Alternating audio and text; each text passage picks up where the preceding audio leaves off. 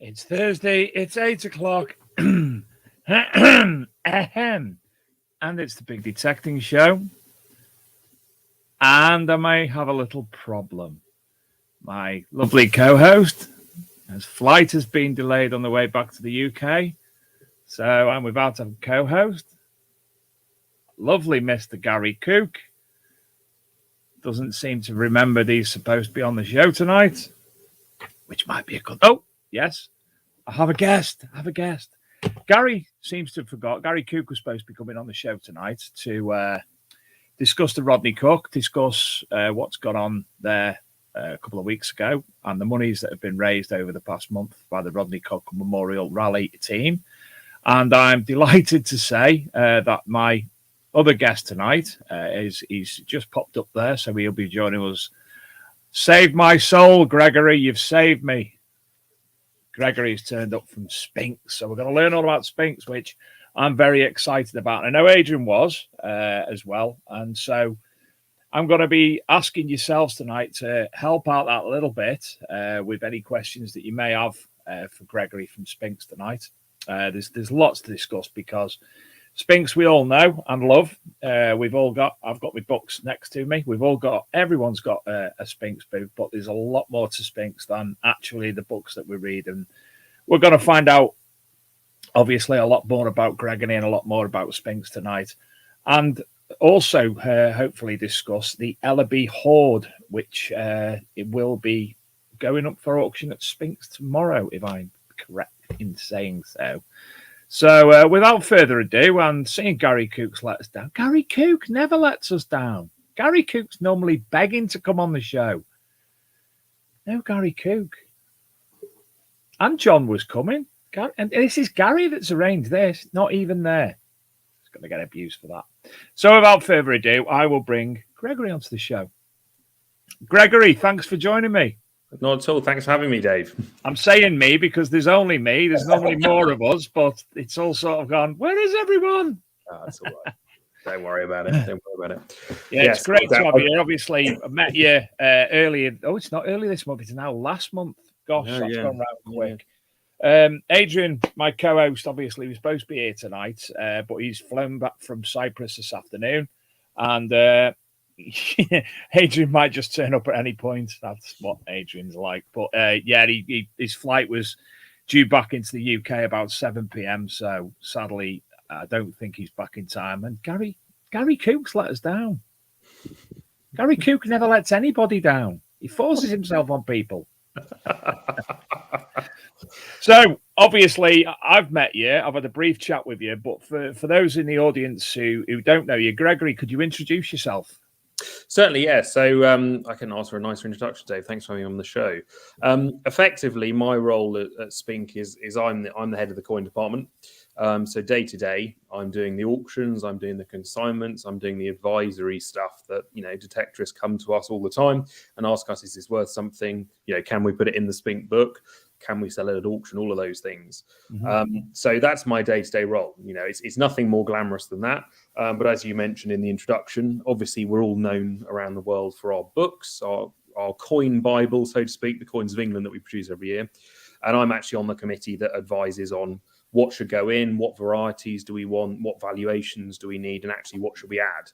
And it's fair to say that the most editions that have come, in the 6 years that I've been at Spink have been by metal detectorists. The Kernwolf Mancus back in the early noughties, the Double Leopard. When you look at other Mancuses that have gone in, Egbert for one, the Electus Aureus that was found a couple of years ago.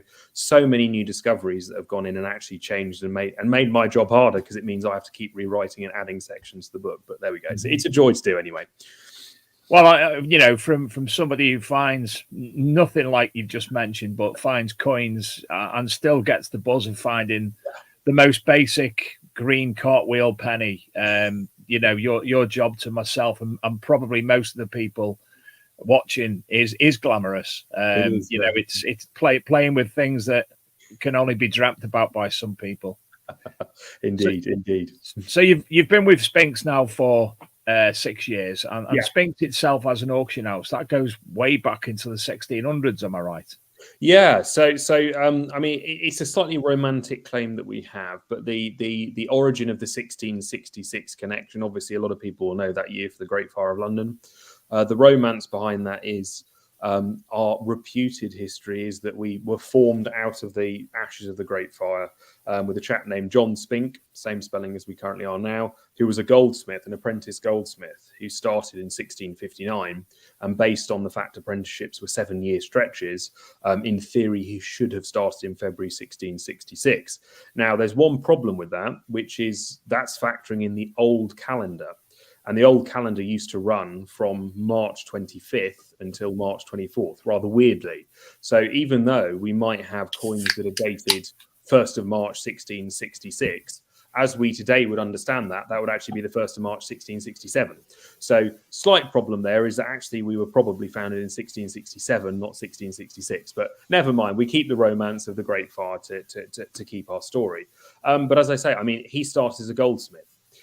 So if you look at some of the most major events in the 1600s, I mean, I'm sure a lot of the people watching will have found a Slick William. They'll have found William III, the great recoinage of the 1690s. That was where Spink really cut its teeth because it was goldsmiths. Basically what it did was it was employed along with so many other goldsmiths in London for the crown to basically exchange the old coinage for new. So they basically backed the government to do this, and that's where the Spinks connection with coins really started. It also had, I mean, if you're very, very lucky to find William III coins with plumes and roses on, that relates to where the bullion has come from. Spink actually invested, along with many, many other shareholders, in producing those coins. So even in the late 1600s, Spink was already effectively part of the process of branding the coinage that was being produced. So it's gone through a few changes. It's gone through a few permutations of the same family line. I mean, most of the connections we have with the Yorkshire area, they came through in the 1600s and again in the 1700s. But the main principal business that we have today is actually traced to the 1770s, even though we've got the earlier parts of the family that go back to the 1600s. And what's so interesting is, we had immediate connections with America. We were producing medals for the early Americas in the 1780s, which is extraordinary. But our first auction actually happened in Staines, of all places, in 1792. So we are, one of the oldest auction houses in the world. Can't be the oldest, but in terms of coins, we are the oldest. There's a lot of history there, and over the time we've had, some really memorable names that have been involved in what goes on at the Royal Mint and producing the coins, but also in stuff that really shapes the British Museum collection. I mean, some of the most notable things that we've bought on behalf of the nation are things like the 5 Unite piece that Charles I carried around as a personal memento, never issued for general circulation, but Spink bought it in 1897 and donated it to the British Museum.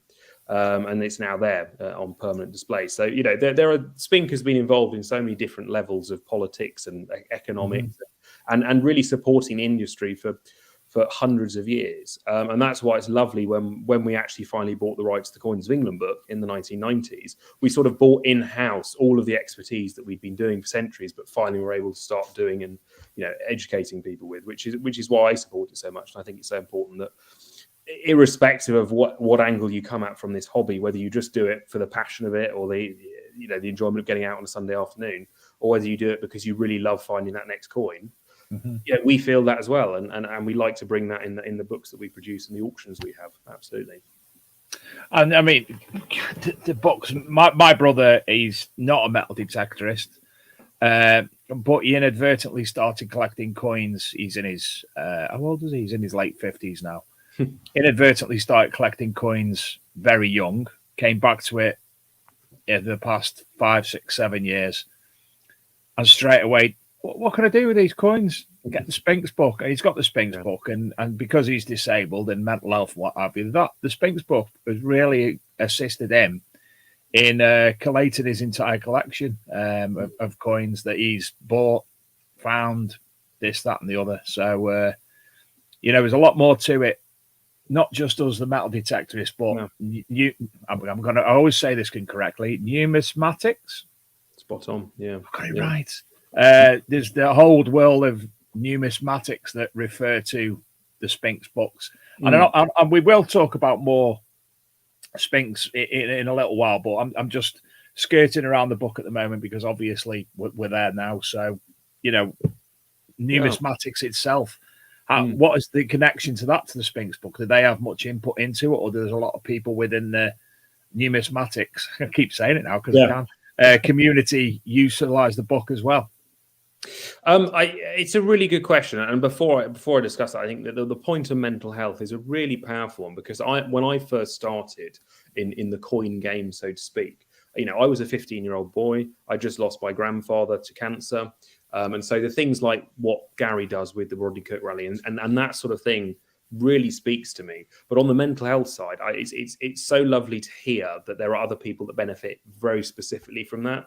Because, when I lost my grandfather, very treasured family relation, I got into metal detecting, I got into coin collecting because it was a way of sort of spiritually disconnecting from people, whatever I didn't want to talk about, but just sort of methodologically going through and sorting out coins. I totally get that. But in terms of what the book speaks to people, it's from a collector's point of view, there is nothing greater as a joy than being able to say, my coin is in the Spink book. My coin is in the reference. And so from that point of view, there is a huge undercurrent of collectors that want to have the plate illustration, the coin, because if Spink have put it in the book, that must mean it's the best out there. But at the same time, you've got metal detectorists wanting to do the same thing. I want my coin in the book. But so you have both ends of the hobby doing the exact same thing. They want to be in the Spink book because it's the go-to place. But I think it's also fair to recognise that it has limitations. I mean, what we have always tried to do in the sort of the 60 years that the coin book has been through its various machinations and permutations is it is not a comprehensive guide to every coin and every variety in existence, which I think is the one thing that upsets quite a lot of people. They think that all of the things in the Spink book represents everything that's in existence. And if it's not in Spink, it's either wrong or it should be. And so we have to deal with a lot of speculative varieties, within the milled series, within the hammered series, that could or could not be represented in the book. And I think the core message that we come to is it's supposed to be representative. It doesn't have to be comprehensive. And I think that's where other books come in. I mean, Spink is not just the publisher of Coins of England. It does things like J.J. North's book on hammered coins that a lot of people might be familiar with. It does also the identification of Henry III long cross pennies, which I think is a really important thing that a lot of detectorists, if they find medieval market sites, really enjoy. But there's lots of other areas that it could really be improved. I mean, the one area that I'd have big criticisms with, and the one that is so popular both with detectorists and with collectors, is probably Charles I. I mean, everyone who's seen on the forums or whatever have seen a horseman half crown of Charles I immediately know it's Charles I. It's such a recognizable coin, and yet in our Coins of England we illustrate 2 or 3, even though there are dozens of varieties. And you just think we're missing out on something there, and it is a work in progress. And obviously, because we have to update it every year with valuations, we do 12 or 15,000 corrections a year. It's a huge amount of work. We've got to get it right, because if there's one year where you put the wrong illustration or the wrong type, you end up with a whole cascade of problems for the next 12 months. So it's a fine balancing act between what is representative and what is useful. But I think we try to cut that balance, but there's always room for improvement, and we're always happy to take suggestions about what to be improved, because I think it has to represent not just what is useful for hobbyists who might just have plucked something out of the ground, but also what is useful for the people that are actually driving the market, which is the people buying this stuff at increasingly exorbitant levels. So it's difficult playing in both camps, but I think we're there or thereabouts for most years, which is really, really great. I think we've actually got 1 or 2 people in the chat. If you just keep looking, if I'm looking away, I've got a chat room on your right-hand side that I'm keeping my eye on questions and what. And somebody said that the wee John Balliol farthing coming into the first issue new Spink. So that'll be in our second book, which is the Coins of Scotland and Ireland. Now that book should probably, in theory, be published more frequently than it is. I mean, Coins of England is annual. Coins of Scotland and Ireland, which is every 5 years. So I know that there's a find out there that should be in there, a John Balliol farthing or a John Balliol halfpenny. I need to remind myself that should be in there. But again, that along with the English Anglo-Saxon series, which makes new discoveries every year, there will be discoveries within the Scottish series of round halfpennies and round farthings of previously unrecorded kings and queens that need to go in there. But that's still very much a work in progress, and that is probably 20 years behind Coins of England. So yeah, I'm sure there will be discoveries in there that need to be added in, but sadly it's not produced as often, and if we did want to take that on as well, then that would be a task in and of itself. I'm also, as well as scrolling through, I will be writing down as well, because there's stuff we can come to later. On the back of what you've just said about things going into it, one of the viewers has asked how many new coins go into the book each year? That's a really good question. I mean, it's probably fewer than a dozen, I'd say, every year, and that's simply because the landscape that you see in it is you will have particular specialists that have a burning passion for one area of the book, and they come to us and they say, can we rewrite it? Can we rewrite it? And so you'll see in certain sections of the book, if you flick through it, you'll see the section of Burgred. We have a specialist in Burgred pennies, and it's a gargantuan section in the book, 2, 3, 4 different pages with every single sub-variety. And then the same thing happened with Ron Churchill when he did the Henry III long cross pennies. But then you look at other sections and you think, well, hang on a minute, there's only 1 page for offer pennies. And you think, how many different varieties of offer penny are there? But because we don't have a specific specialist in that, it's far less represented than other areas. So in a sense, if we were to take in the number of new offer varieties coming out with different obverse and reverse types, you could probably say it would go into the dozens every year. But because we're only limiting it to standard references that cover overarching categories of Celtic coins, of hammered coins, you're only looking at very, very few, if ever, that get through. Because once you get a standardized reference that covers 50 different varieties of coins, unless you get something that's so different either on a weight standard or an issue standard, or is clearly a portrait type when all the others are known are non-portrait types, that's the only real time you add them. Otherwise, it just sort of gets amalgamated into what is already there. And, you know, we have to be careful because, of course, in the last couple of years, other than metal detecting booming and giving us so many new varieties of coins to deal with, we also have to be very aware that there are, you know, very sophisticated forgeries out there as well that are we have to be alert of. And of course, as the backstop, we can't be found to be putting fake coins into the book. Otherwise, that's going to be a problem in itself. So there's all these different things we have to control, and less is always better than more. And sadly, we'd far rather upset people and not have it in the book than do something wrong and then have to backtrack later on, because once it's in there, it's very difficult to take out. Do you know there's some fantastic questions coming up, and ones that only metal detectorists could come up with as well. Well, I think like a metal detectorist. So I'll be able to Paul B asks, bear with me, do you have any crossover British stories with the Moneron engraver post-French Revolution, Augustin Dupre?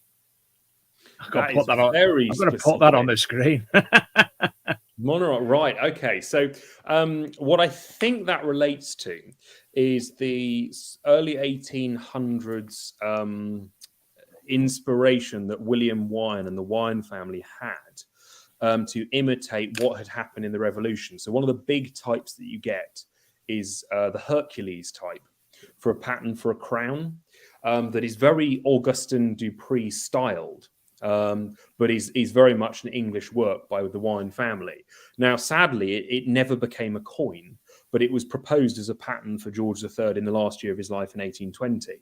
And it has this tremendous classical imagery of a nude man basically representing Hercules, you know, doing one of his labors, but no portrait of the king on the coin. Now, that's the obvious reason it was rejected for the coinage, and obviously why we don't put the patterns in the coins of England, because it's never something that became a coin. So whilst I do handle that would actually come into one of our other books, which is English silver coinage, which is done by Maurice Bull, who looks at all the patterns and trials and things that never actually became coins. But in terms of that question, I mean, it's a really specific question. But yes, I do deal with that. And I actually have a lead on one of those recently. So there we go.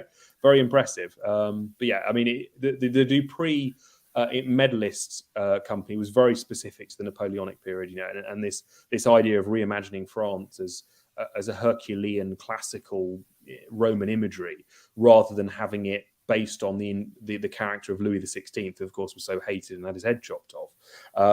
So to have something before the kings was so important to Augustin Dupre to give an identity to the French. And in a similar sort of way, that was washing on English shores during the Napoleonic threat of the early 1800s. But only a couple of patterns were produced in that style. The rest of them were so specific to protecting King George III that it never came to be. But it's a great question, really good question. Yeah, I'm reading a book at the moment. You might have met him at Rodney Cook. His name's Nigel Richardson. He wrote The Accidental Detectorist. Yeah, and you've just spurred my memory onto something he was saying in the book while I'm cheating and listening on audiobook. And Archaeology and Metal Detecting magazine gets a mention, which is fantastic. I was there you go. all excited today about the canals that were made in the Napoleonic Wars, or when they were expecting Napoleon to invade. And I never knew about that until today. So things that makes sense, really stir me on. I think that the nearby Grand Union Canal to me was 1795. So yeah, exactly right. Spot on. Military Canal, as he called it. It was fantastic. There was not a question. Yeah, there was a question. Scotty B asked, hello, Scotty. Do you have medal books? Medal book, yeah. I mean, this again goes back to how people collect, and I think it's fair to say the way that the ancient coin books are written, they're very much written in the 19th century idea, and that's why that's why collectors of ancient coins, it's so much more difficult as a field to get people inspired in it, even though it's so cool to think about 2,000 years ago. Same sort of problem with medal books. I mean, there are people that are so passionate about a certain period of medals, like a collection we've got coming up in auction in a couple of weeks. They focus on a 25-year period of medal production. Now, if you want a reference book, fantastic, but how many books are you going to need to cover the whole history of medals if all you're focused on is 25 years? And that's the problem. I mean, there has never been a standard reference work like Coins of England for medals. I mean, the closest that comes to it is probably Medallic Illustrations, which comes in 4 volumes, and that's just the text. Then there's 2 massive books that are just the plates, and that was last published in 1880. So, I mean, there has been nothing in towards a price guide that covers everything as a reference like Coins of England does. But the only thing that's anywhere near recent is Chris Imer's book, British Historical Medals. But of course, that's just British. It doesn't cover Scottish. It doesn't cover European, and all of those things that would clearly add into what people are finding. And the other thing is there's no standard reference work on tokens. Or, the thing, a lot of people find 17th century market tokens or halfpenny tokens of the 1790s. No standard reference that is comprehensive or covers from a value point of view that as well. So there are, as I said before, I mean, in a weird way, although we come back at this coin collecting lark, both as detectorists discovering new things, but as collectors as well, we are very much in our infancy of really covering all the aspects that we'd love to cover. And, what it really takes is someone with the passion. And that might be someone who's a hobbyist writing a book. That might be someone who comes at it from an economic point of view, writing a book.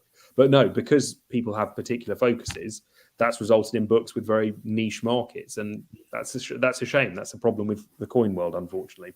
Gregory, I'm learning so much tonight. Honestly, I'm from what you say, I'm taking it all in, and I'm actually quite astounded by a lot of things that you're saying. Yeah. John Clayton asks, do you have any books on misstrike coins? Another one that I mean, the error coins and the misstrike coin market, it's such an American import, but it's something that I can clearly see, especially with the recent passing of the Queen, will be the defining feature of collecting her coinage. I mean, there are so few genuine rarities within Elizabeth II's coinage that errors, mint production errors, when really the quality control should be such a level, means that those will be the collectible ones. So we had a sale back in January of a modern £2 coin, which we'd expect to be made in 2 metals, the bimetallic £2 coin, struck in a single metal, and that went for £500 just because it was struck in a single metal. So that sort of error thing, it's in a sense of running a book, it would be really hard to do because you don't know where the error is going to turn up. Is it going to be something at the point of pressing the coin in the dies, and it's just going to be like a fried egg that you see on the new pound coins? Or is it going to be something so bizarre that it's a £2 coin that has only 1 metal in it, or it has rotated dies? So again, I mean, it would be a very interesting thesis to go into and a book to produce, but there would always be a case that if you started it, how many different errors would you list? And would you recognise things like the Pemember £2 coin from 2005 for the gunpowder plot because it's a P, not an R on the edge? And what would be a genuine error? Or would you recognise things that are so outlandish and improbable, like a 10p being struck on a 1p flan or things of that nature, that you'd end up with a book that just says errors are possible in all categories? I mean, it's difficult, but yeah, I mean, it would be a valuable lesson because I think that is another area where you could generate a market. But absolutely, because it's something that is so popular in America that it will naturally be imported to British coinage in the absence of rarities in the general series anyway. Interesting. I've got to wish Jerry Morris a happy birthday. Jerry's 88 today and still detecting. There you go, lucky boy. Go, Jerry. Go. Yeah, Jerry, 88, the lucky 8s. That's the Chinese auspicious right there. I mean, you'll get lucky tomorrow, I'm sure. Do it. Go detecting tomorrow. And as I say, I'm just keeping up with all the information, and it's fantastic. It's fantastic. So many questions. I really appreciate it because it's lovely to hear the engagement. Because at the end of the day, I mean, we can sit here in our ivory towers and say, oh, we sit in the archaeological and the auction world, the archaeological world. It's the same difference to most people who just do it as a hobby. Yeah. But if we don't listen to the people that are actually driving this market and finding the stuff at the end of the day, then we're not going to learn. And if we're not learning, then you may as well give up. So it's great that people are engaging. I think it's fantastic. I've had one of the viewers has sent me an inbox of a coin, and he's asked me, "Would you be able to?" All live ID. I know, yeah. Put the pressure on. Put the pressure on me because I've got to suss out to do it. What we do? That's all changed at the bottom now. Present. It's all changed. Present screen, is that there? It is. It's gone changed. So here we go. Marvelous. So there's his coin. Nice gold coin with a ship on it. Now I'm going to say first of all, I've never seen this type before. Okay, let's have a look. And oh dear, and that's the other side. Interesting. Okay, so I mean, it's in the grain of St. George then, because you've got the style of St. George spearing the dragon. I mean, that unfortunately narrows it down to Britain as well as Turkey, Georgia, Cyprus, or even Austria. I mean, Austrian coins in the 15th century had St. George designs on them, and we actually had a collection, I think 2 or 3 years ago, that was just St. George, imagery of St. George. I mean, looking at it, it looks quite a modern production. The style method of its production is clearly a very round coin or medal or fancy piece, but it clearly is inspired by the reverence of St. George. So without legends, I wouldn't be able to tell whether it's British or it's Greek or whether it's Cypriot or Austrian. But yeah, I mean, it's. I think it goes to a better point, which is a lot of people value numismatics and coin collecting because it's an art form, from my overriding passion for this, other than sharing history and things like the Ellaby Hoard are just great examples of that. It's championing coins to a much bigger audience. And I think the way that we learn and the way that we increase the value of coin collecting, not just to hobbyists and people that get into it finding 50p's in their change, is we've got to show it as if it's an art, because that's really where the next generation of collectors is going to come from. People that trickle down from the top and are prepared to spend more and more money on it, because that's where we're going to get the more excitement at auction. We're going to get the people that really invest in the future of it, because it won't have passed people by that, you know, a lot fewer transactions are happening this day and age with coins and banknotes. And the big question will be, you know, in the next 25-year cycle, are there going to be the people in the generations behind us, other than hobbyists, really going to be wanting to passionately collect coins? Now, of course, there'll be some that will say, oh my goodness, isn't it horrible that coins are disappearing? I need to collect things that are of a bygone age. But there'll be equally people that will say, well, what's the point? I don't have the affinity with it. In the same way that people don't post letters anymore, so because they've got email, they don't collect stamps. So there is this psychological worry that we have to, you know, improve and modernize in order to get the next generation interested, because otherwise we're on a hiding to nothing. And things like that, going back to that particular coin, is a really good example, because it in one sense you can decry the fact that, oh my goodness, we're debasing a quality of coins to make fantasies or patterns or designs that are really just appealing to the very fringe of the market. But on another, it's introducing people to coinage. And you know, how many people have started because they remember seeing a special 50p in their change, and that's all it takes. Yeah. So from that point of view, it's really, really important. And I would never bemoan someone trying to get people in on the fringes, because that's where the next generation is going to come from. Really, really important. So well, thanks. That was Ken Sampson who sent that over. Ken from up in Scotland, so I appreciate that. John Nicholson from Coin Pod. Still not been out of it. It's beautiful. I've not touched it yet. He's got one of his finds that made it into a Spinks book, a 1639 Edward III groat with row of amulets. So that would be Spink number 1639, Edward III. Oh, right, sorry. Okay, yes. So that I presume, is that the chainmail armor? It was no comma. Yes, chainmail he's got in brackets. Chainmail, yeah. I mean that's a really interesting one, because that struck about the time that Edward III agrees to recognize the French king's claim to France. I mean, how convenient of the English king to say, oh yeah, for the moment you can call the French king the king of the French. But it only lasts 8 years, and obviously Edward III is known for his victories against the French at Crécy in 1346, well before Henry V at Agincourt. And so, yeah, we have this coin where effectively this is the first time we see an English king almost flexing as a militaristic man. And it's strange that he doesn't use it on more coins. It's very strange it's only one type. But yeah, it's a very cool coin, but it's just a very subtle line of chainmail just across the front of his chest. But yeah, very hotly collected. And, you know, for whatever reason, they didn't produce many of them. Obviously, it was something too difficult for the engravers at the time. But yeah, cool coin. Very cool coin. Well, moving on from coins just for a little while. Again, another question. What educational career path did you actually follow, Greg?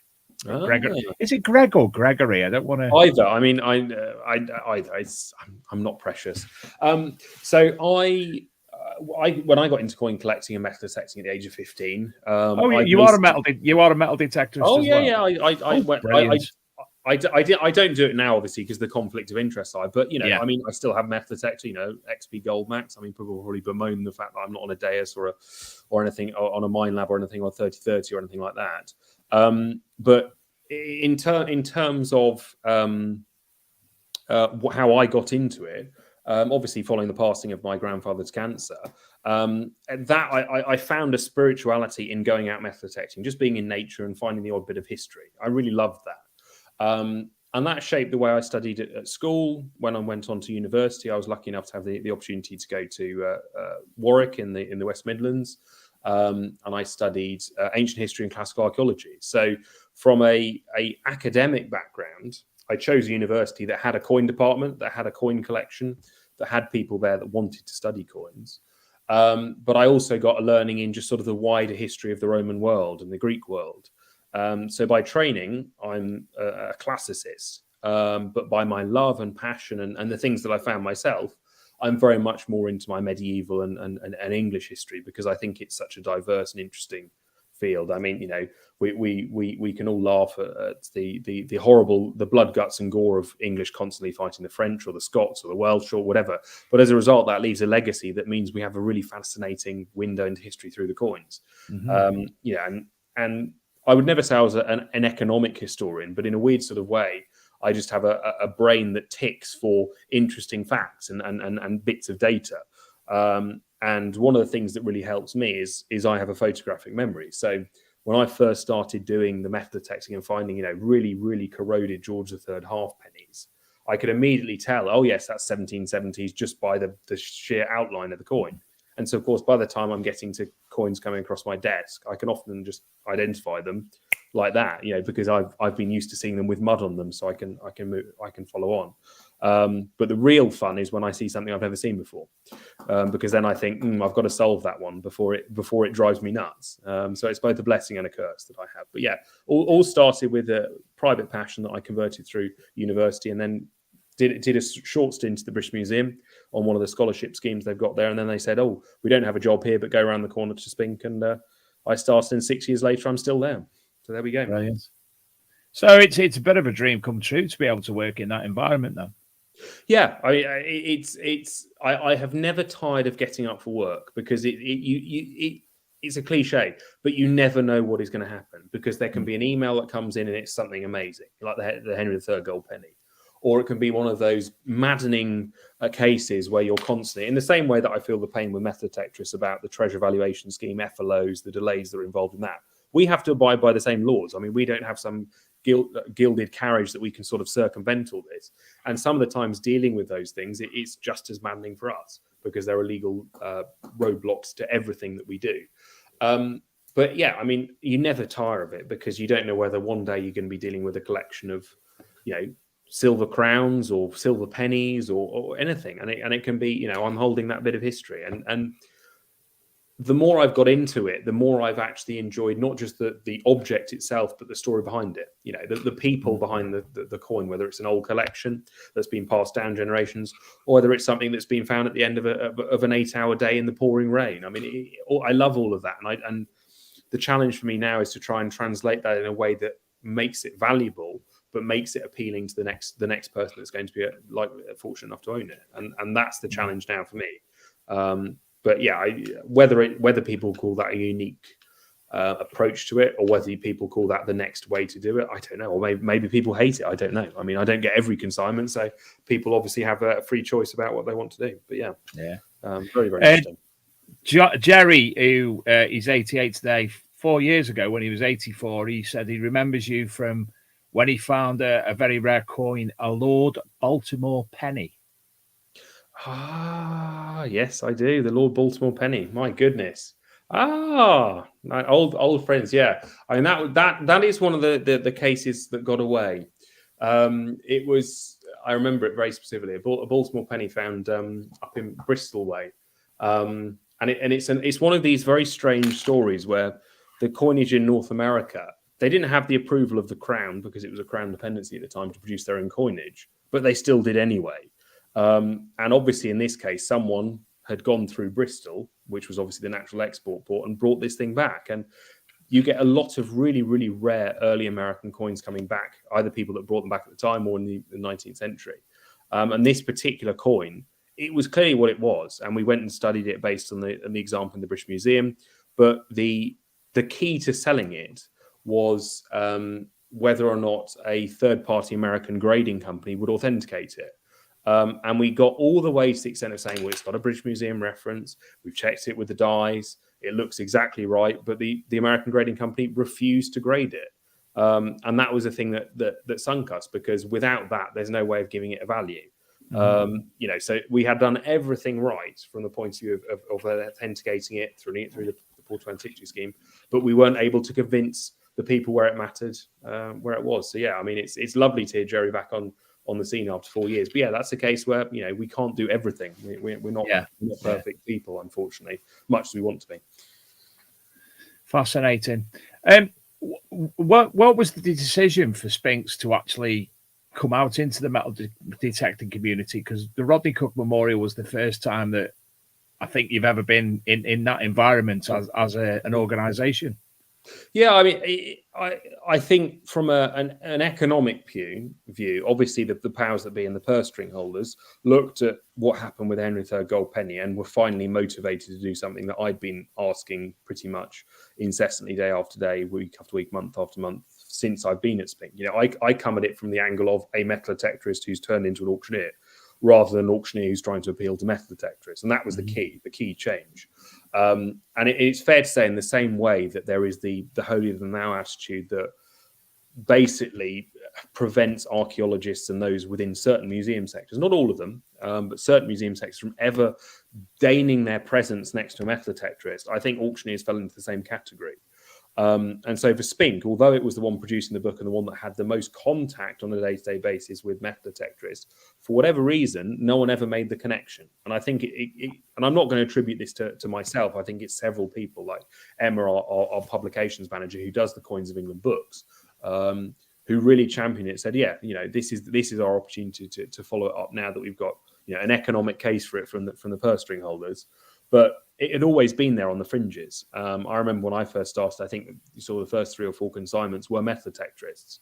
And so I've always had this view that we are connected with that field, and I've always wanted to give back, but now we have the reason to do it.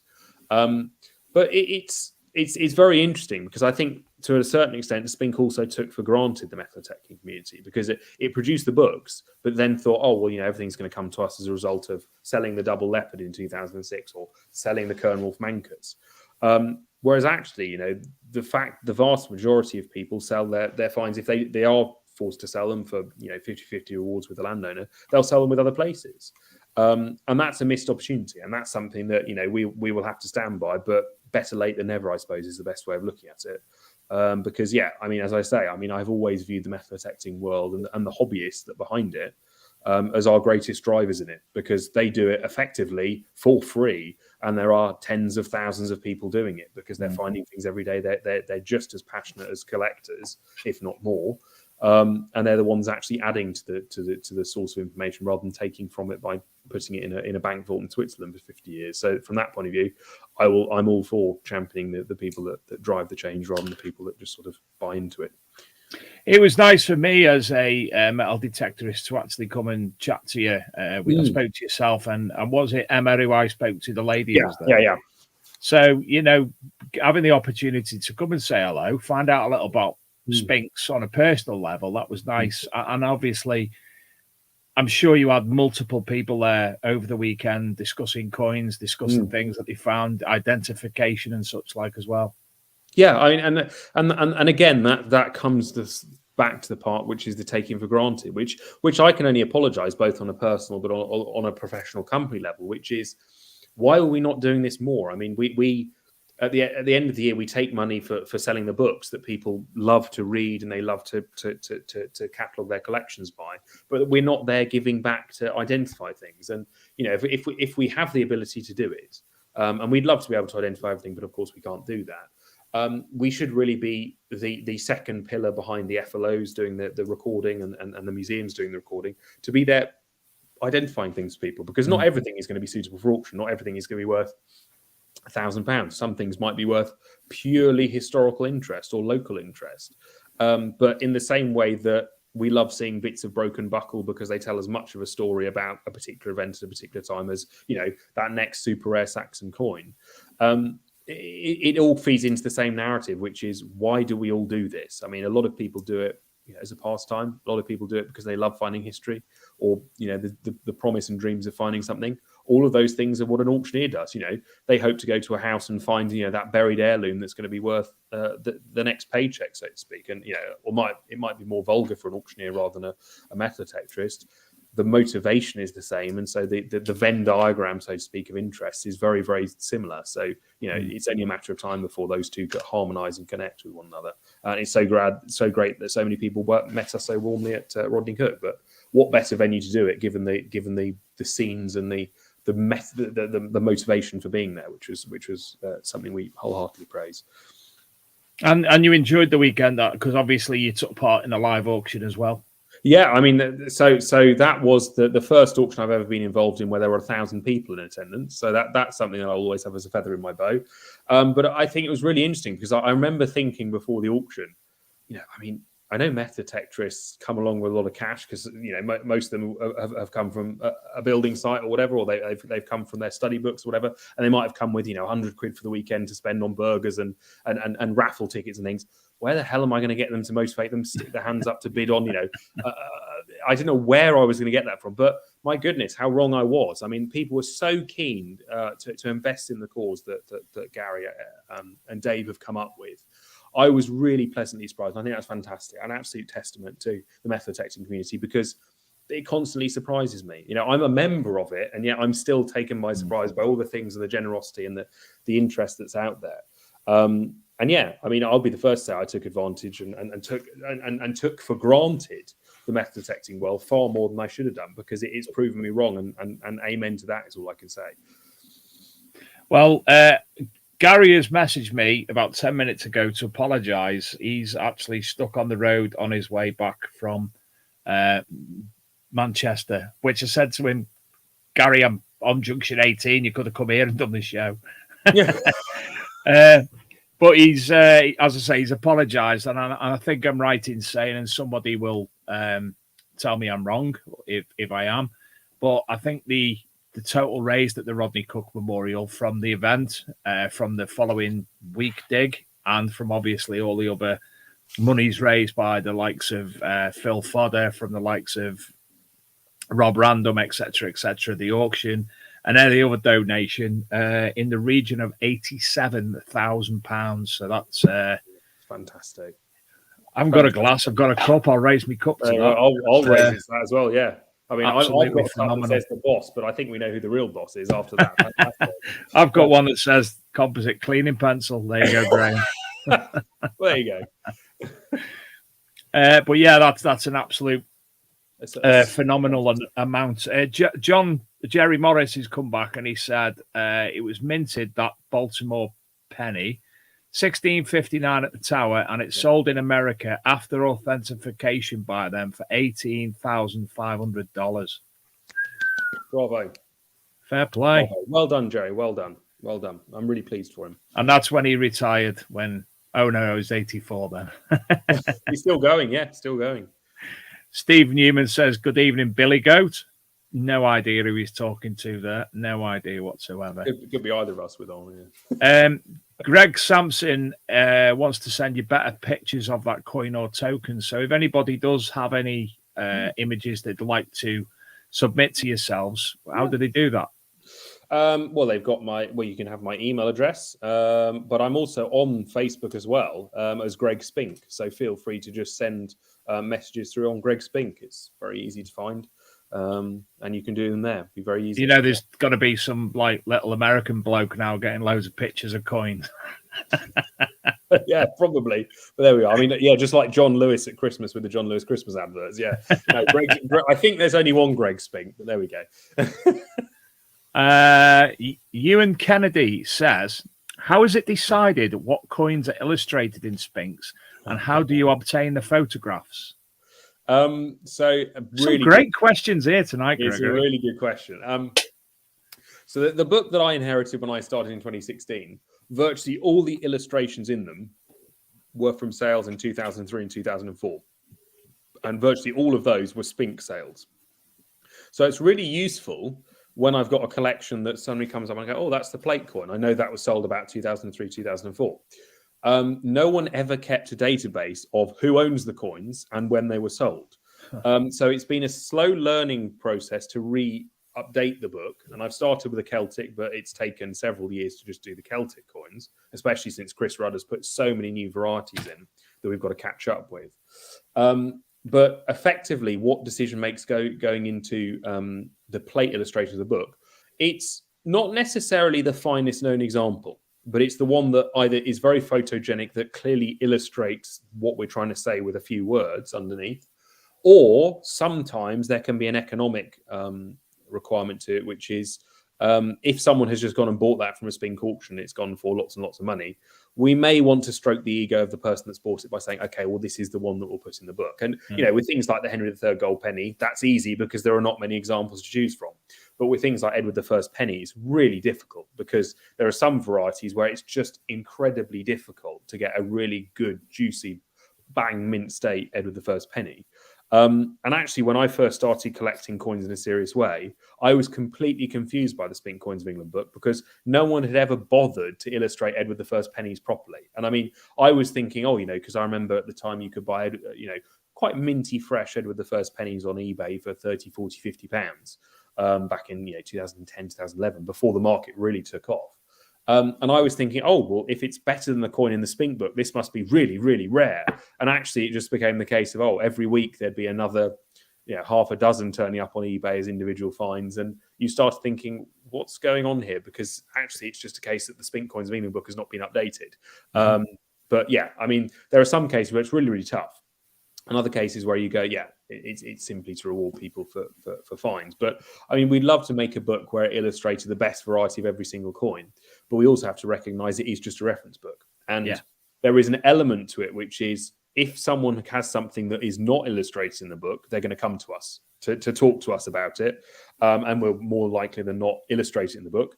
But there is also, you deliberately put something that's not quite as good as perfect, because then people go, well, mine's better than yours, so you come to us anyway. So there's a little bit of an auctioneer's gimmick behind it.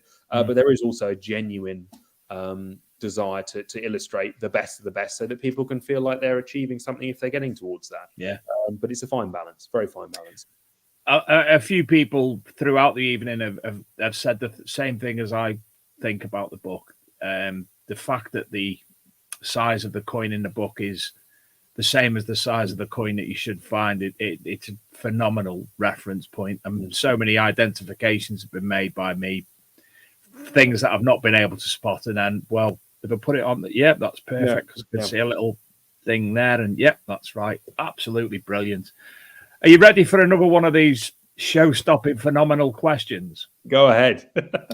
Is there a strong history or period of British monarchs devaluing previous monarchs' coins via counterstamping?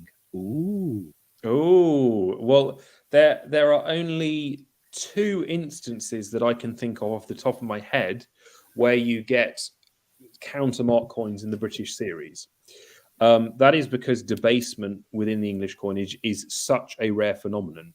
It's the reason we call sterling, because it has always been sterling silver up until, the war debts knocked us off the sterling and silver standard altogether. The two instances are, of course, during the reign of Henry VIII, when he gets the rather fortunate nickname, an appropriate nickname, Old Copper Nose, because he debases the silver coinage to virtually scrap copper. And as a result, his poor sickly son inherits a horrendous coinage that's 33% silver when it should be 90% silver. And it's still a problem, not just through the reign of Edward VI, but it goes into the reign of Bloody Mary. And when she dies in 1558, you actually get coins in the reign of Elizabeth I, still trying to deal with the problem of her father 15 years before. And you get this very unusual series of coins of Edward VI's first and second period, so sort of 1547, 1549, 50, being countermarked in the reign of Elizabeth with greyhounds and portcullises to show that they're being devalued to the level of the silver in them rather than the face value that's on the coin. But that's very, very rare. I mean, most economies and English monarchs simply recalled the coinage and restruck it rather than going through the laborious task of countermarking. The other time that it happened, which is sort of more of an external factor rather than an internal factor, is of course during the reign of George III, when they depleted the financial reserves so much they weren't producing coins in the late 1790s. But the Bank of England, on its own merit, decided to just take a load of Spanish 8 reals and just start countermarking them with the bust of George III. And it's beautiful because that gives rise to the expression, the head of the fool on the neck of an ass, because they basically say, oh, look, George III has lost his mind, but so has the fact that we've got this Spanish king, oh my goodness, on our coinage. So we've got another lovely romance attached the other time that in English history you have the countermarks. The only example I can think off the top of my head in the Scottish series, which may sometimes come into the English coinage, is during the reign of James VI, who obviously becomes James I of England. And he starts countermarking with the thistle mark in 1578, all the coinage of his early period and his mother's coinage. And I don't know the exact reason behind the 1578 revaluation, but obviously there's something happening in the economy north of the border that means that, again, you get this very rare time period where for some reason they decide to countermark rather than recall and reissue. But the English coinage and Scottish coinage, generally speaking, is very odd because it doesn't do what the French do, which if you look at 15th, 16th, 17th, 18th centuries, all they do is they just strike over the previous coin. It's just a continual process. Whereas in the English psyche, it seems like, oh no, we start again. And I suppose that goes back to Anglo-Saxon times. If you think about, if you're lucky enough to have found Anglo-Saxon pennies, there is always a period where there's, for 2, 3, 4, 5 years, they strike one type of coin. Then it gets recalled and they strike another. And that's why you get all these beautiful different phases of coins for William the Conqueror, for Canute, for, Ethelred Unready. And that seems to be something that has inspired all monarchs ever since. It's never been a case of, we'll just countermark something old, we'll just make something new. And I don't know why that's something to do with the English psyche, but it's very, very rare to countermark coins. But there are people that, as a result, collect just countermarks because they're so niche as a subject. So it's created its own economy as well, which is great. Mind blown with the information tonight. I really am. I really, really am. I've got to move away from the coins for a moment because there is a lot more to Spinks than just the books and the coins, what have you. Ding dong, ding dong. Is that me or you? I don't know. Oh, Taste, keep giggling at it, giggling behind the scene. Tell me a little bit more about Spink. I mean, it's an international company now, and it does a lot more than just, looking at coins and authenticating coins and put them into books. Yeah, I mean, I come at it from the coin point of view, so I share the love of coins. But you're right. I mean, it's a company that became known as the coin specialist because of the books, because of the auctions it started with, and the household name for that. But certainly in the 1980s, it started to expand. It started putting out enterprises in New York, putting out them in Hong Kong and Singapore, as markets emerged. And ever since, it's sort of tried to channel the gap between what is collectible and what is just not collectible. And so it's tried things in maps, it's tried things in whiskies, in handbags, in jewelry, all sorts of different things that have become sort of esoteric collectibles to the new age collector. And even, at the beginning of the year, I remember it caused a wry smile amongst many method detectorists, was alongside doing the gold penny sale, we had an NFT. I mean, most people don't even know what an NFT is. And I mean, as the auctioneer, I didn't really understand it. But it raised an extra £15,000 of charity. So I was delighted, in which half went to Rodney Cook. So, I mean, even that sort of thing that has come into digital collectibles, Spink has tried to just be at the forefront of those things, because as a company of such renown and reputation, it has to be seen to be moving with the times, but also keeping traditions. And that's, in the same way with the book, it's a very fine balance between traditional collectibles and, academic research and historical founding, but also saying, okay, well, what's going to be relevant tomorrow? What's going to be the interesting thing? And I think Spink has to recognize that as a name, it comes with a certain authority and a reputation that means that if it does go into a new collectible, people are going to trust that. But as a result, there's a kickback to that, which is you've got to do it properly. Because if you skimp around the edges of it, it's going to come back and bite you. But no, it's a company that has grown far beyond the original premise of it. And it was only in 2018 that we lost the last member of the Spink family associated with the firm. I mean, even though the family firm sold in the 1990s to external parties, there was always a non-executive member from the family associated with Spink. And so the family element of it, the thing that is so important to so many people in the personal touch of doing collectibles, was there as a family name until as recently as 2018. And of course, we like to champion it with all the categories we do. I mean, there will be people out there that might be Methotetrists, but they go back home and they collect football stickers or football cards or cigarette cards, whatever it may be. Or they might go around car boots and they'll collect military medals or, granddad's medals from the Great War. All of those things Spink does as well. Because it's just about shared history, and it doesn't matter what form it takes. It's just the love of telling the story, and I think that's great. And it is a unique place to work. But there are so many auctioneers now, specialist auctioneers as well as house auctioneers, that champion that, but don't necessarily have the same profile that we do. And so we have to recognise how lucky we are to have that.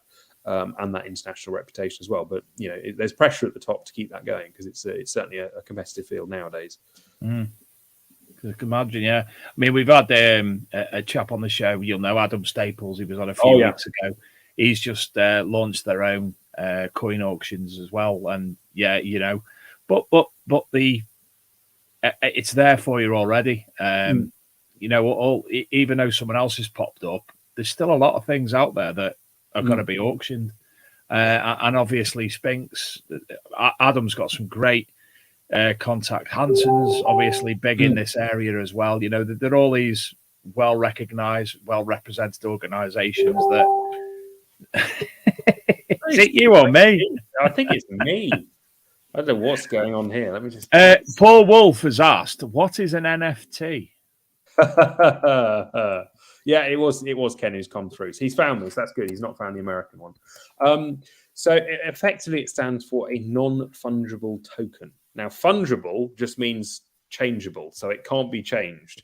So in the same sort of way that every time a banknote back in 1700 passed through circulation, it had to be signed before it passed on to the next hand to prove that it was authentic, or the person that was passing it backed it, like a check, I suppose.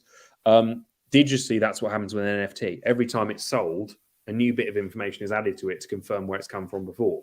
Yeah. So in a collectibles premise, it is the only thing that cannot be faked from an authenticity or provenance point of view, because you can always see where it came from. Mm-hmm. You can't fake that. So in the future of collectibles, that would be better than someone who wrote something on a coin ticket and then losing the coin ticket, because then once that's lost, you have to refind it. Whereas this never gets lost. The problem with it as a collectible is that it's entirely digital. It's not something you can hold in your hand. It's something that's just out in the ether. And I think that's always going to be a problem, because we're getting now to the extent with human endurance of not really being able to perceive the things that we're using our money on. And so it was somewhat of a novelty, shall we say, doing the NFT back in January, because it was a short video clip, uniquely produced to celebrate the discovery of the Henry III gold penny. And someone effectively, really what they did was they just bid £15,000 for charity and then happened to get this NFT with it, rather than, that's a collectible of tomorrow kind of thing. But there are, other markets. If you look at Christie's and Sotheby's of this world, the big art dealers, they have done hundreds of millions of dollars in virtual art and digital art called NFTs, and I'm sitting here looking at it thinking, I don't understand that, and if I'm on the forefront of the auction world and I can't understand it or conceive it, I feel old already. But it's something that may come into factor tomorrow. But I think there will always be an element of physical collecting, because as human beings, that is our limitation. We can't really perceive things that are outside of our physical touch and control. Talking of old, Gregory, I'm sorry to interrupt. Talking of old, as a little face popped up at the bottom of my screen. Someone sat in a car somewhere. Hello, Gary. Hello. I've just pulled off onto the M42. Easy now. You don't have to tell us that you've pulled off, Gary. Come on, it's after the watershed now, Dave. You're all right. 7 minutes. It's a big detecting show. I've been so well behaved tonight, Greg. I do apologise for my lateness, but I've been doing a trade show in Manchester for the last 3 days.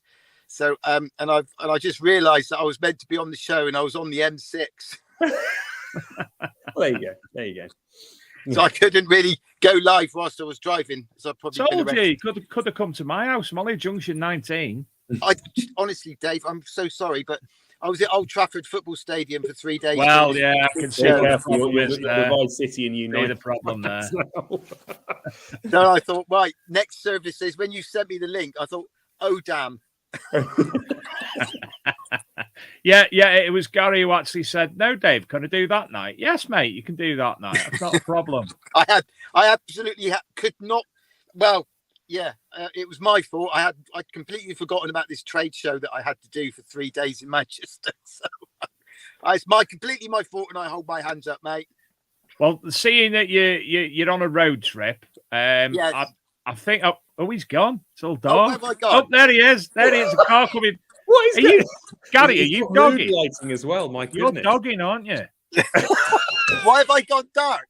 If someone starts flashing the car lights now, Gary, I'm going to be very, very. Oh, there he is.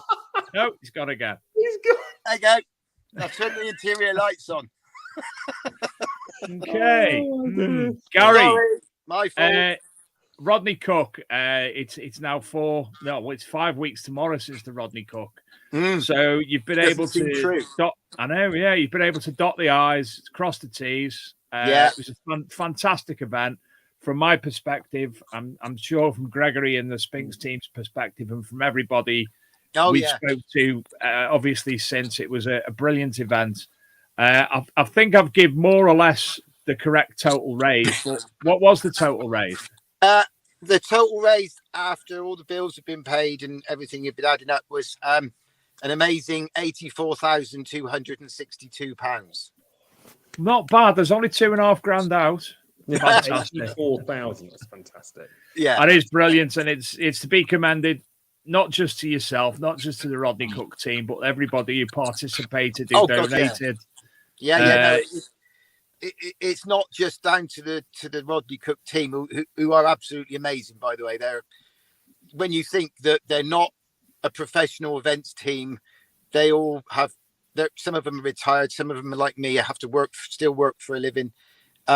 We all put a lot of time and effort into it, and they may as well be a professional team because everything looks like it runs like clockwork.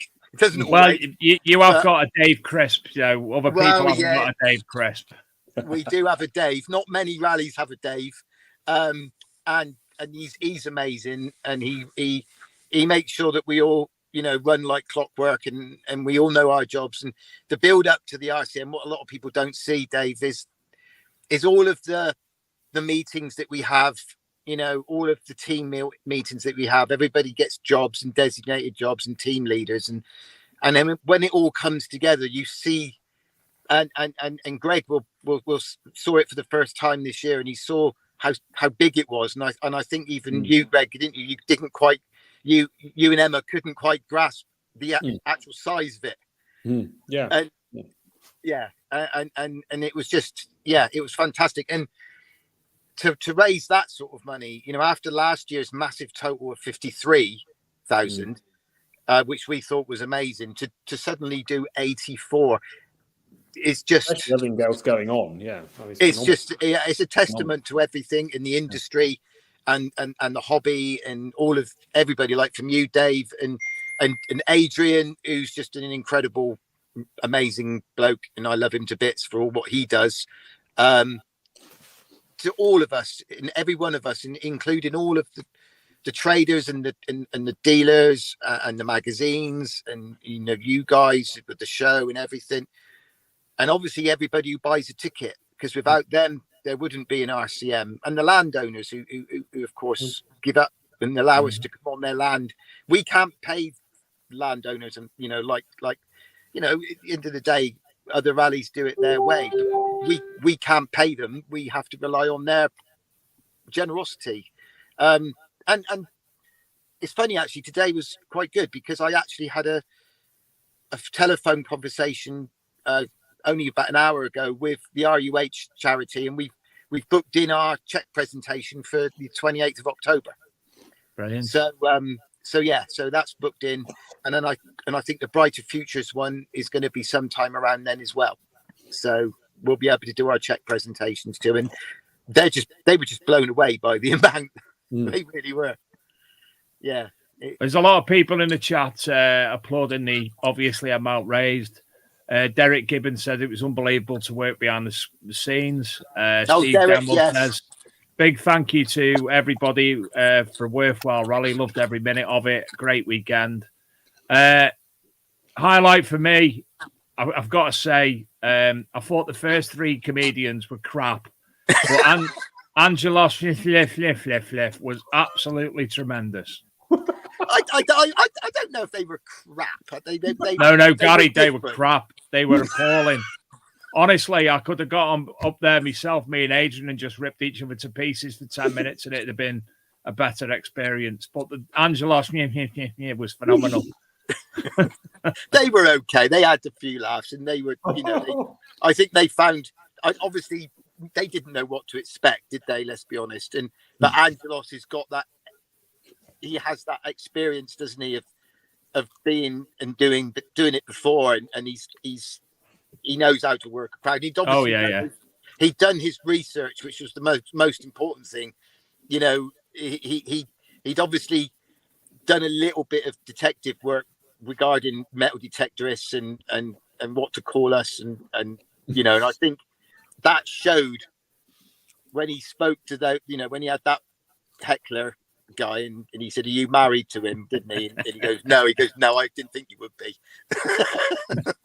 And to be fair, the other ones that came on, fair play to them. They came to a field in the middle of nowhere, and it was in the middle of nowhere, talking to 1,000 people, and they'd not met anybody like metal detectorists before. They really are. No. So fair play for them for trying, but we like to go in again. There they go. Oh, I'm back. Right, Gary, well, we'll let you go. Thank you for coming on. Again, thank you to all the RCM team, and on behalf of you, obviously, thank you to everybody. And next year, we want to hit 6 figures, don't we? Oh, that would be the aim, wouldn't it? We're actually going to visit the new site next week. I've got the landowner is on board. He's an amazing guy. He's actually one of this year's landowner's best friends. So he's got a good site for us. I don't want to say too much because I've got to dot the I's and cross the T's, in whichever way you want to say it. Once I've got it all finalized, obviously I can come on and we can talk a bit more about it. But Greg, we'll have to get in contact soon, won't we, about this competition that we launched. We've had some fantastic finds already submitted. Yeah. So I'll look I'm forward to seeing those, because obviously me and Dave are on the jury, I suppose you could say. We certainly are, yeah. Committee. Certainly are, yeah. But yeah, I mean, good point to mention. I mean, yeah. So one thing we did as part of our introduction to the Rodney Cook Memorial Rally is we introduced this Find of the Year competition, which obviously has a cash and a goods prize at the end of it of up to £10,000. But we basically wanted to encourage metal detectorists to share not just coins, but artifacts, not just metal artifacts. It could be arrowheads, it could be anything that they find whilst metal detecting. Because as I was going on about before Gary joined, for us, it doesn't matter what it is. It's the fact that we all share in this history. And the fact that you Gary, have found such a good cause behind it as well that unites so many people. is beautiful. It's a really beautiful thing. But yeah, if we can give back in some way with this final of the year competition, more than happy to. So how can people participate in the competition? So effectively, there is no limit on submissions. It's just up to Gary, Dave, and the Spink team to wade through the thousands of submissions that we'll undoubtedly get. But effectively, you can go by the Spink app that's on the App Store or for Android. You can send them via our Spink website, where we've got a dedicated email address to send fines to. Or you can, in theory, send them to Dave and Gary or myself directly, and we'll forward them on to the relevant party. But yeah, I mean, effectively running for 12 months, you have absolutely no idea what could be found. It could be hoards, single important coins. It could be, fantastic medieval brooches. I've seen some fantastic things come up on some of the forums, and I've pointed people to the direction of it, because it's not just about whether or not it's gone to auction. It's about what is the find of the year. Nothing to do with the what comes up in the Portal Antiquity scheme, although we'll warmly encourage people to record with that method. Of course we will. But it's the whole point is to just celebrate the hobby as a whole.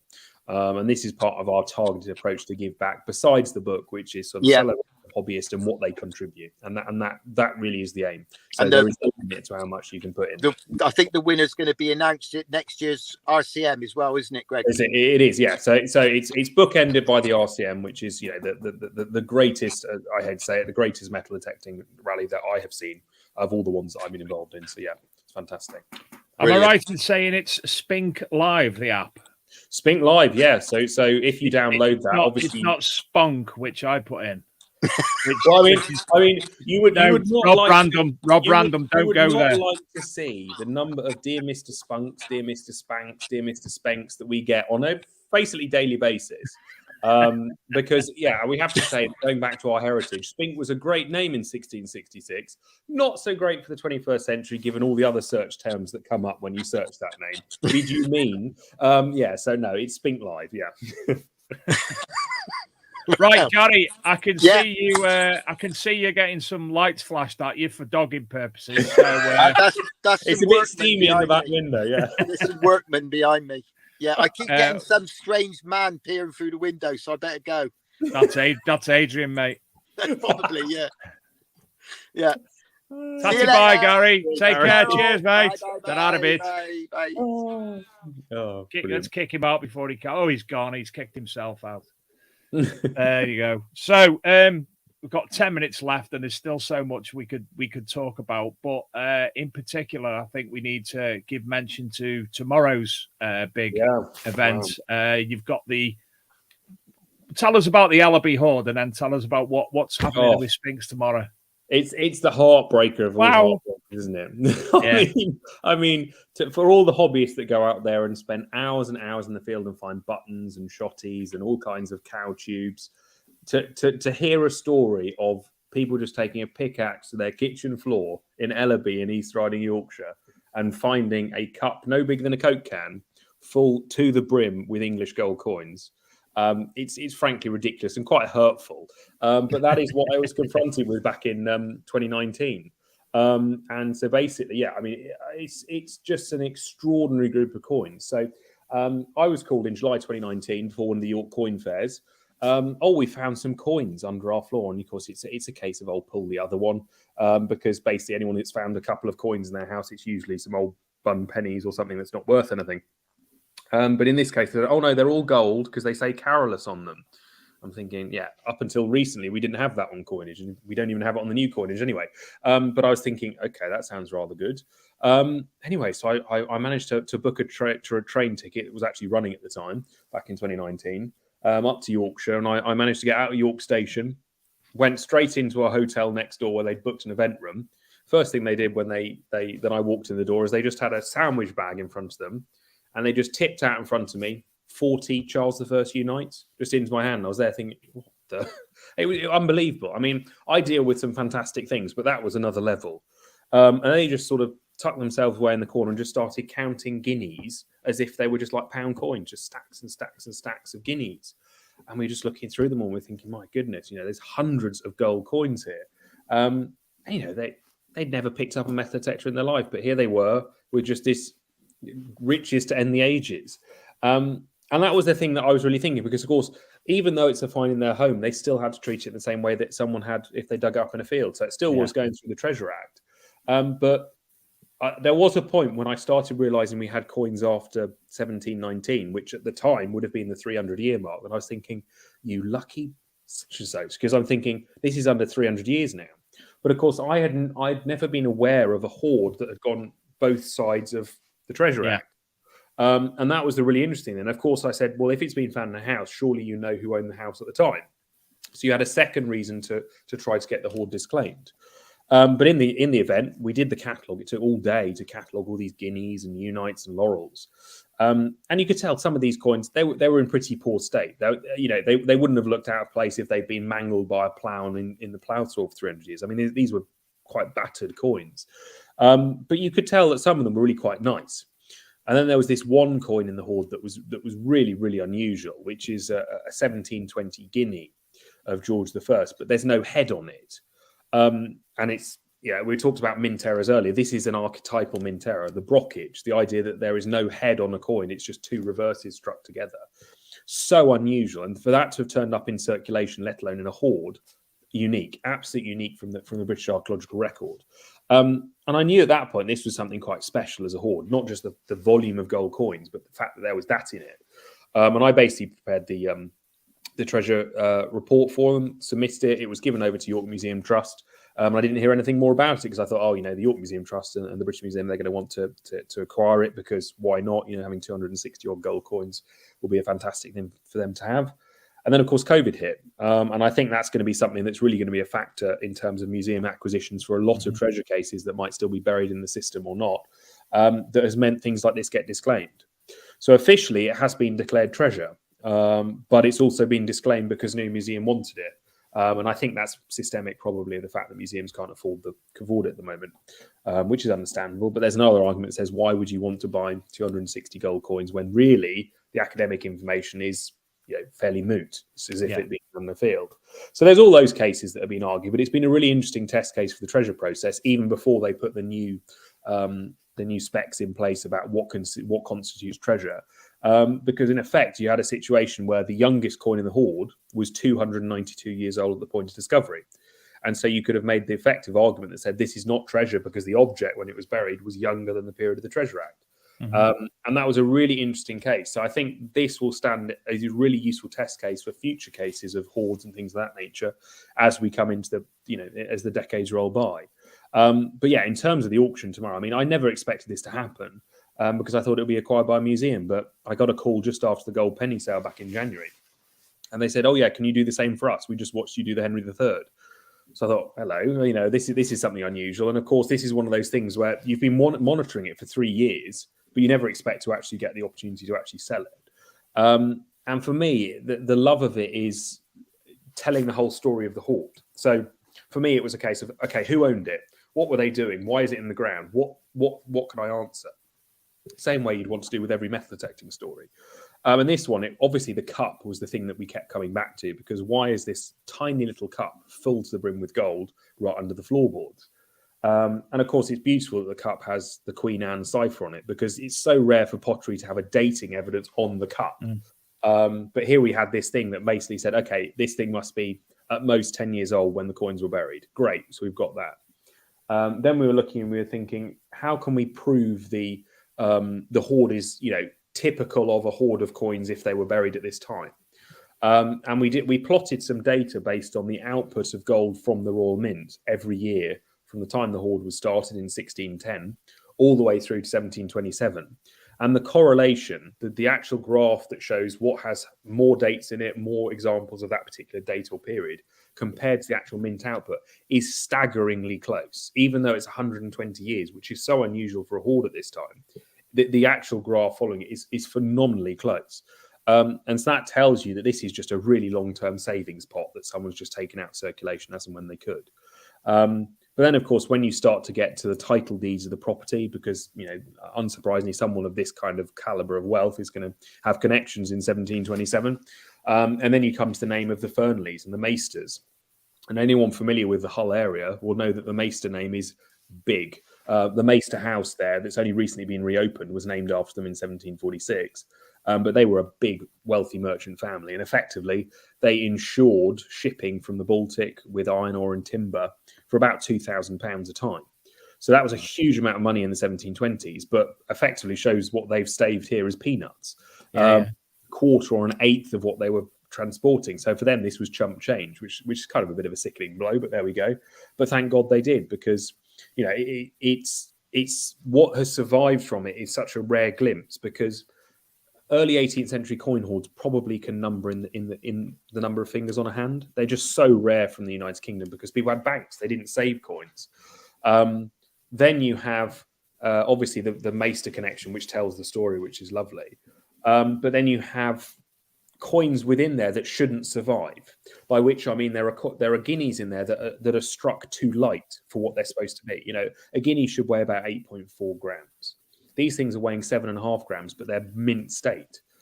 And so you start thinking, well, had these continued to circulate for many generations after the coin was struck, these would have been melted down. People would have ignored them. So we have these survivors that shouldn't survive within a hoard because it was buried before they could be withdrawn from circulation. So you have things in that is definitely going to add to future knowledge in the same way that a metal detectorist finding a Saxon penny could. It's just that the date range is a much different time. And so we ended up with this fantastic little story of all these different cases around what is really a dream find, a load of gold coins. Everyone's dreamed to do that.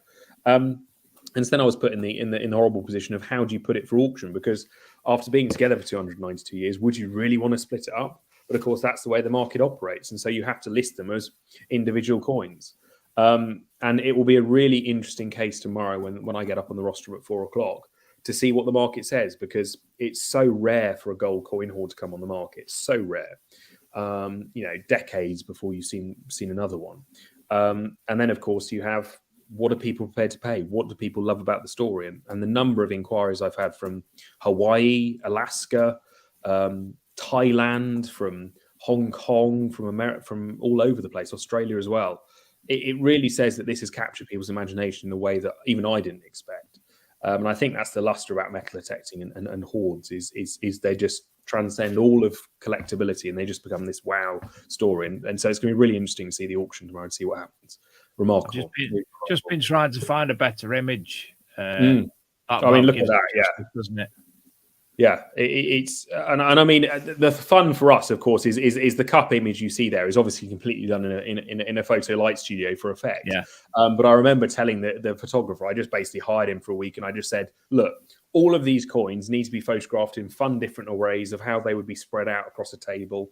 And obviously, the small images you see there is how it was originally found. So you can see the James I laurels are actually stuck to the top, and all the guineas are below. So however this has been put together, it's like the oldest coins have been chucked on the top and then put into the ground. But yeah, beautiful story of it being just below the floor. I mean, it's fantastic. And, people always say, oh, yeah, they might have found it in a field, but that's just how it was found. It's just one of those amazing stories. Fantastic. Well, listen, Gregory, it's 9:30. So we could go on. We could go on for hours and hours and hours. A few people have asked how they can actually watch the live stream tomorrow of the auction. Simple thing is if you just follow the live.spink.com or you go to the Spink website, www.spink.com. I will post a feed on my Facebook Greg Spink page as well. You can simply follow it there. You don't have to sign in. You don't have to register. You can just watch the stream live. I'll make sure that we put a Facebook live stream through the Spink Auctions account as well. We have had inquiries from television's crews to try and film it, but I think we're probably going to try and keep it in-house just for protecting buyers from having a camera shoved in their face. But there will be many different streams of it that people can just enjoy and watch, because it's going to be a really fun event. It's so rare for it to happen. Well, I've just added you as a friend on Facebook. I nearly done one called he's a pastor at the Way Church in Oklahoma, and he lives in Webb City, Missouri. So there is an American Greg Spink that I almost got confused with. Anyway, so what I'll do tomorrow, for those of you who do want to watch the feed, I will share it at it's 4 p.m. Yeah, 4 p.m. Yeah. I'll share that to the Big Detecting Show Facebook group and the Archaeology and Metal Detecting Magazine Facebook page. So if you can't find it, just look out for that at 4:00, and I'll make sure. In fact, what I'll do on the Big Detecting Show page, I'll tag everyone I'll interrupt everyone's life and tag everyone. Well, I'll so be that you can as well. But yeah, it's been fascinating. The time's flown tonight, Gregory. It's been honestly, I've learned more tonight than most weeks, and it's nice to see somebody so knowledgeable and passionate about not just their job but coins in general. It's been an absolute delight. Well, thank you for having me on. I'm saying words like delight, and I've not said other than with the Adrian said none of his words tonight. It's so unusual. But you're welcome back anytime, Gregory. We'd love to have you. Is there anything in the future that you want to discuss, or if there's anything that that's coming up and you want to let the community know about, give us a shout, or even send over a brief video. If you do have a video advertising anything for coins and such like, we'll play it on the show. So brilliant. Thank you for having me. On behalf of everybody, because it's been very chatty tonight. Really enjoyed it, and hopefully speak to you again soon. So thanks for having me. Brilliant. So what I'll do then, I will say good night to you all. Good night, Adrian. He'll watch at some point. Good night, Adrian. Miss you, Adrian.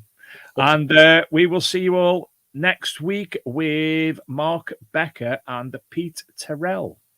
Some fascinating news coming there. So I'll just put me end of the show promo on and end the broadcast, and I will speak to you momentarily, Greg. Good night, everyone. Take care.